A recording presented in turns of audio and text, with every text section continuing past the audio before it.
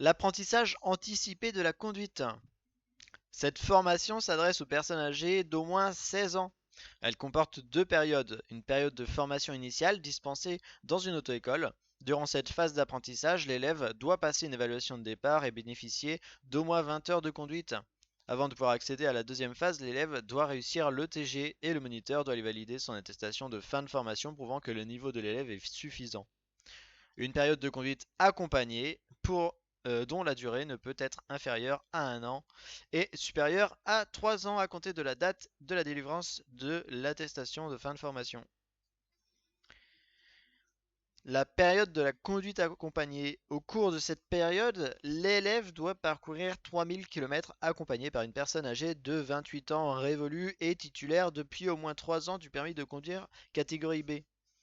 La fonction d'accompagnateur ne peut être exercée qu'après accord de la compagnie d'assurance et du propriétaire des véhicules utilisés à cet usage. Une ou plusieurs personnes peuvent assurer cette fonction.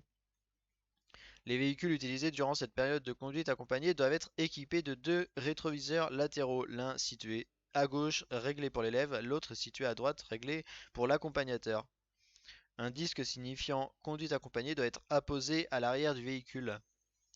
La conduite accompagnée est autorisée sur le réseau routier et autoroutier dans les limites du territoire national. En outre, l'apprenti conducteur est tenu de ne pas dépasser les limitations de vitesse imposées aux conducteurs novices. Par ailleurs, l'élève conducteur doit être obligatoirement en possession de son livret d'apprentissage, lequel doit être présenté à toute réquisition des officiers et agents de la police administrative et judiciaire. Les rendez-vous pédagogiques. Pendant la période de conduite accompagnée, au moins deux rendez-vous pédagogiques sont organisés entre l'élève, les accompagnateurs et l'enseignant. La présence d'au moins un accompagnateur est obligatoire. Les rendez-vous pédagogiques d'une durée totale de 6 heures peuvent être organisés comme suit. Soit deux séances de 3 heures chacune, soit trois séances de 2 heures chacune.